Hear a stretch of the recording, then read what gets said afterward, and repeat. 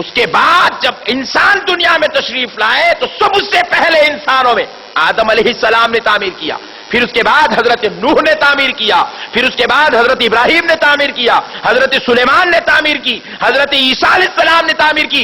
ارے حد تو یہ ہے قربان جائیں، ساری کائنات کا امام، سارے انبیاء کے سردار محمد رسول اللہ نے اپنے کندھوں پر پتھر اٹھا کر کعبے کی تعمیر کا اہتمام فرمایا تھا۔ کعبہ وہ مقدس شہر ہے، کعبہ وہ مقدس عمارت ہے جس کی تعمیر میں انبیاء نے محنت فرمائی ہے۔ اس لیے رب کہہ رہا ہے بندو آؤ اس کو دیکھو، تمہارے گناہ معاف کر دوں گا، کیونکہ یہ گھر تو گھر ہی ہے، اس میں لگے ہوئے کوئی اور نہیں، یہ پتھر ہی ہے، لیکن ان پتھروں کو دیکھ لو کیونکہ یہ وہ مقدس پتھر ہے۔ کسی آدم کا ہاتھ لگا ہوا ہے، کسی کو موسیٰ کا ہاتھ لگا ہوا ہے، کسی کو عیسیٰ کا ہاتھ لگا ہوا ہے، کسی کو آدم کا ہاتھ لگا ہوا ہے۔ ارے حد تو یہ ہے کسی پتھر کو یہ سعادت بھی نصیب ہے کہ وہ محمد الرسول اللہ کے کندھوں پر چل کر آیا ہے۔ اس لیے کہا جا رہا ہے کہ اسے نبیوں سے نسبت ہو گئی ہے۔ نبی جس کو ہاتھ لگا دے تعمیر کے لیے استعمال کر لے، اسے دیکھنے سے گناہ معاف ہوتے ہیں۔ اللہ اللہ، تو براہ راست نبی سے فیض لیا ہو جس کو ہم ولی کہتے ہیں، اس کو دیکھنے کا عالم کیا ہوگا؟ یا پھر اس کی بارگاہوں میں پہنچ کر اس سے فیض لینے، اس کی نیاز مندی میں ہاتھ جوڑ کر کھڑے ہونے کی عظمت اور فضیلت کا عالم کیا ہوگا؟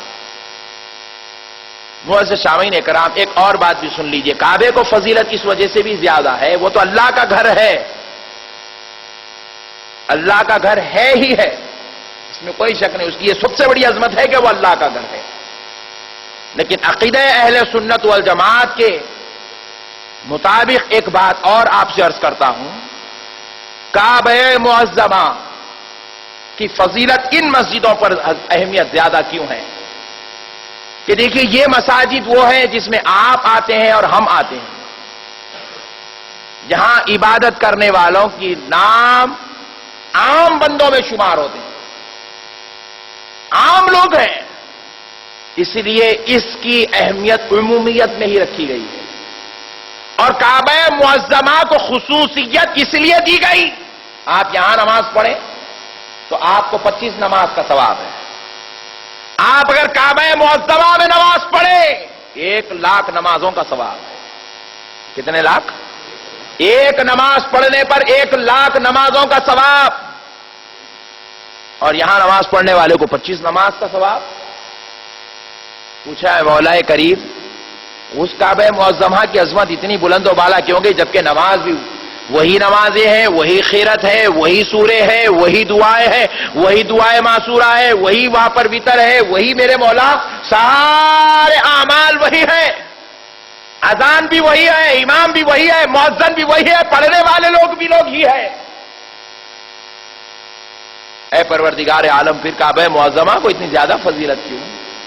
تو جواب ملتا ہے اس لیے یہاں نماز پڑھنے والے کو اتنی فضیلت دی جاتی ہے کیونکہ یہ وہ کعبہ ہے جس میں 1,24,000 پیغمبروں نے اس کے ارد و گرد میں نماز ادا فرمائی ہے۔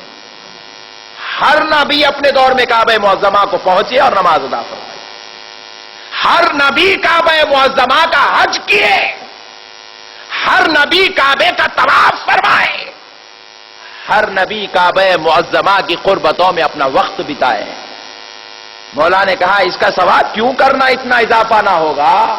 کیونکہ یہاں کبھی ہم نے آدم کو بیٹھے ہوئے دیکھا تھا، کبھی یہاں نوح کو بیٹھا ہوا ہم نے دیکھا، کبھی یہاں موسیٰ اور عیسیٰ کو ہم نے بیٹھا ہوا دیکھا تھا، کبھی یہاں ابراہیم، اسماعیل اور اسحاق کو ہم نے جو ہے طواف کرتے ہوئے دیکھا ہے، کبھی یہاں ہم نے اپنے پیارے محبوب محمد الرسول اللہ کو خطبے دیتے ہوئے دیکھا ہے۔ اور اے غلاموں، ایسے مقدس مقام پر آ کر تم اگر ہمیں سجدہ کرو گے تو ہم تمہیں 1,00,000 تو کجا اگر اس ایک نماز کی برکت میں تمہیں جنت بھی دے دے تو کوئی بعید اور تعجب نہیں، کیونکہ تم ہمارے محبوبوں کے مقام پہنچ چکے ہو، ورنہ کوئی دوسری اور بات نہیں۔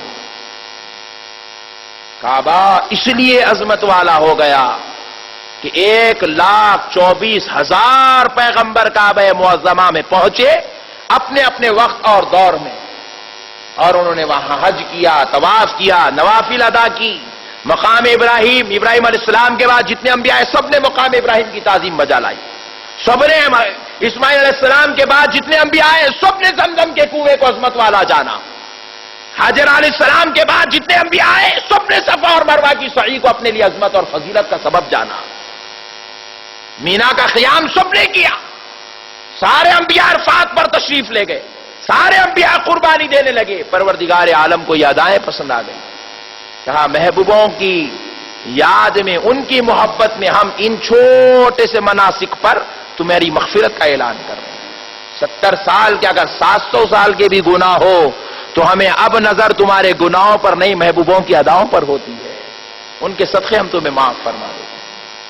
معزز سامعین کرام، پھر آپ ذرا غور کیجئے، کعبہ معظمہ کی تعمیر ہر دور میں ہوئی. بعض مرتبہ کفار و مشرکین نے اسے توڑ دیا اپنی جہالت کی وجہ سے، اپنی گندگی کی وجہ سے. تو بعض مرتبہ طوفانوں نے اسے توڑ دیا. اور میرا وجدان کہتا ہے توڑنے میں اللہ رب العزت کی بھی ایک حکمت تھی.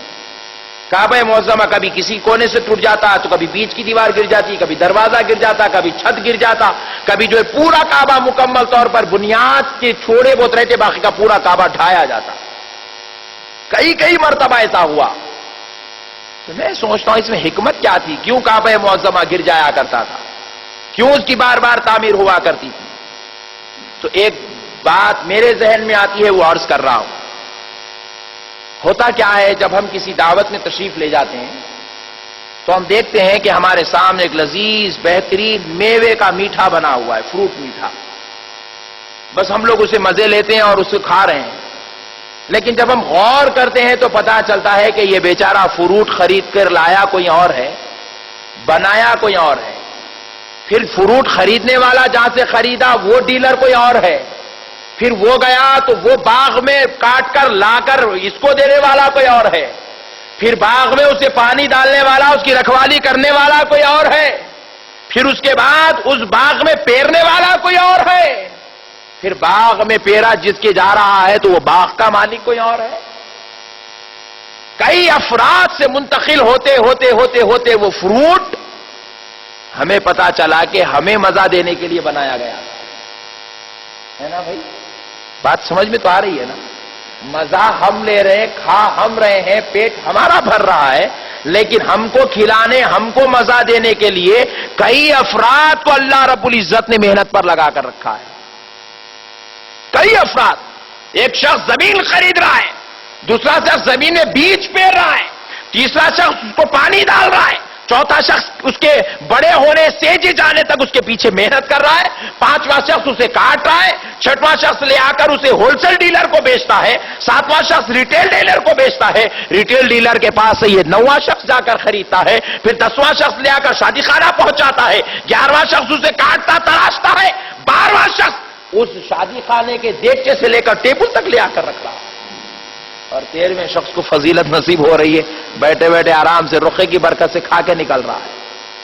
شکر کر لیا تو شکر ہے، ورنہ اگر نام رکھ لیا تو ناشکروں میں شمار کیا جا رہا ہے. کعبے کا بھی یہی معاملہ ہے. قربان جائیں، توڑا اس لیے جا رہا تھا، بار بار تعمیر اس لیے کرائی جا رہی تھی تاکہ آدم ذرا آپ بھی اس کی تعمیر فرما دیں، ابراہیم ذرا آپ بھی تعمیر فرما دیں، پیارے سلیمان ذرا آپ بھی اپنا ہاتھ لگا دیں، اے پیارے اور عیسیٰ اور موسیٰ ذرا آپ بھی اپنا ہاتھ لگا دیں، اے پیارے مصطفیٰ ذرا آپ بھی اپنا ہاتھ لگا دیں، تاکہ آپ کے پردہ فرمانے کے بعد جو جو آپ کے امتی یہاں آ جائیں گے، کعبے کے سامنے کھڑا کر کے 1,24,000 پیغمبروں کا فیض اس کو دے دیا جائے گا. فیض مل رہا ہے، 1,24,000 پیغمبروں کا فیض لینا ہو، کعبے کو دیکھ لیجئے. اس کائنات میں دوسری کوئی عمارت ہے ہی نہیں جس کو آپ دیکھیں اور کہیں کہ یہ دنیا کی سب سے قدیم اور سب سے عظیم المرتبہ